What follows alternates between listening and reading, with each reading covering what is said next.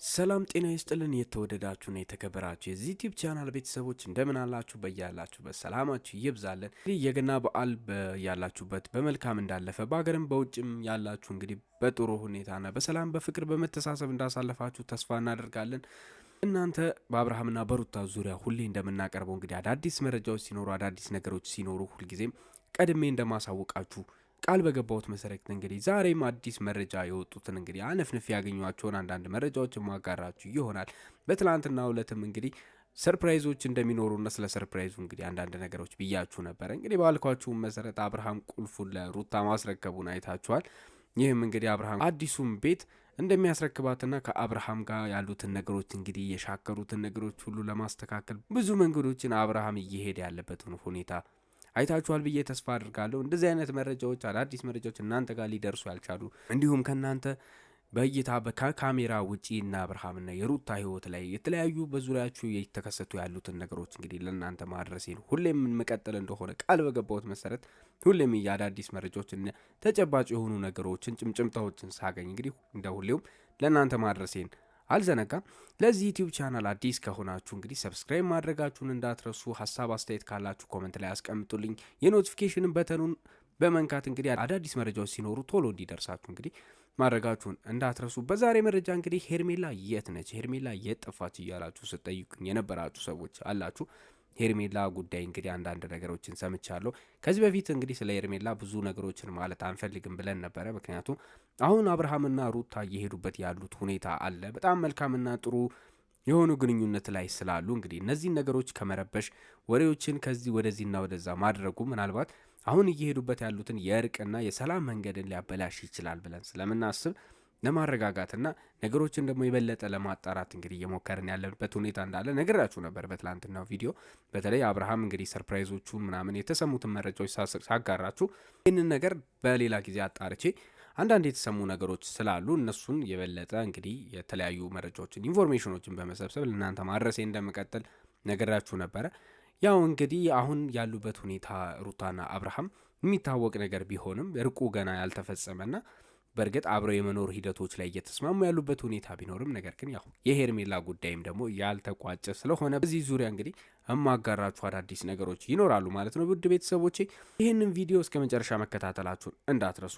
እንግዲህ እንደሚታወቀው ሄርሜላ ከአብርሃም ጋር ያላት ግንኙነት እሷ በፍቅር ቅልጥ እያለችና እያበደች አብርሃምም እንግዲህ ፊት እያሳያት ምን ስሜቱ ምን ይሁን ምን እየታወቀ ያልሆነበት ሁኔታ ነው ያለው። ምክንያቱም አብርሃም አንዳንዴ እንግዲህ ወደ ሩታ እያዘነበለ ወደ ልጁም እያመዘነ ያለበት ሁኔታ አለ። አንዳንዴ ሲያሻው ደግሞ ወደ ሄርሜላ እያዘነበለ ሩታ ፊት ነስታኛለች፣ እኔ ሩታን አልፈልግም፣ ልጄ ነው የምፈልገው እያለ ደግሞ ሌሎች ነገሮችን ምክንያት ሲደረደር የሚታይበት ሁኔታዎች ነው በብዛት እየተስተዋለ ያለው። ሄርሜላ በዚህ መሀል እንግዲህ ምንድነች ለአብርሃም ምንድነች እስከሚባል ድረስ አብርሃም በእውነቱ ወዷት ነው ከእሷ ጋር እየቆየ ያለው ወይስ ሩታን ለማስቀናት ነው?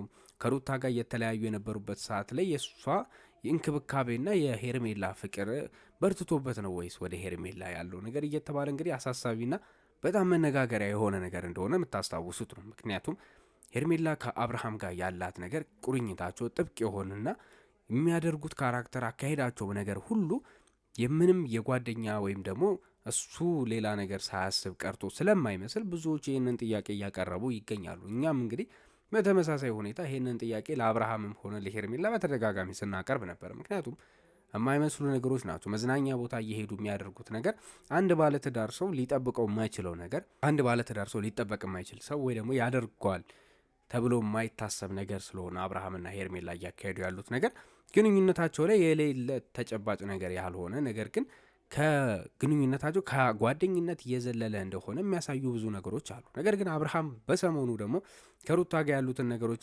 ለማስተካከል ይመስላል ወይ ደግሞ ሩታ ወደ አዲስ አበባ ተመልሳ ብቻ ልጁን ለማየት ሲል ይሁን በትክክል ያልታወቀ ነገሮችን እያደረገ ነው።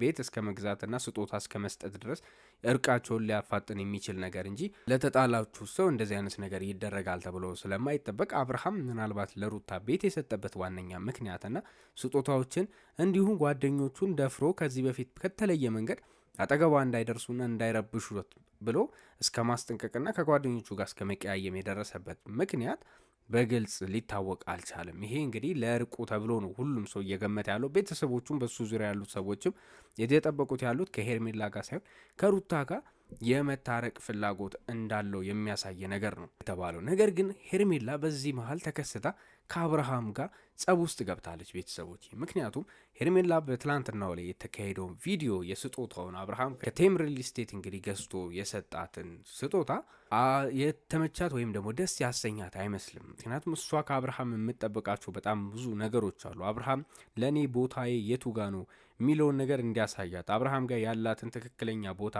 ማንነቷን ዳግም እንግዲህ ሩታ እንዳለችው በ3 ቀንና በ4 ቀን ትወስዷለች ብላ እንደፈራችው ያለበትን ቦታ ማወቅ ትፈልጋለች። እና ይሄ ነገር ከአብርሃም ጋር ያላትን ነገር ስጦታው ቁርኝቱን እያፈረሰው ይገኛል ማለት ነው። ይሄ ነገር በጣም ያበሳጫት ሄርሜላ በትናንትናው ዕለት እንግዲህ አብርሃምን አግኝታ ለምንድን ነው ቁርጡን ማትነግረኝ፣ ለምንድን ነው የምትጫወትብኝ የሚሉ ነገሮችን እንዳወረደችበት በጣም እንደተጨቃጨቁ የደረሰኝ መረጃ ያሳያል ማለት ነው። ቤተሰቦች በዚህ ጉዳይ ከአብርሃም ጋር ምንም ደህና ምላሽ ያገኘች አትመስልም። ምክንያቱም አብርሃም ሁልጊዜ እንደሚያደርገው የተፈጠሩ ነገሮች እንደሌሉና ስጦታ ብቻ እንደሰጣት አይነት አድርጎ ነው ያወራት። ምክንያቱም ከሁለቱም ማጣት የማይፈልገው አብርሃም በሄርሜላም ዙሪያ እንግዲህ እየተቅለሰለሰ እሷን ለማባበልና ለማግባባት እየሞከረ ያለበት ሁኔታ ነው ያለው።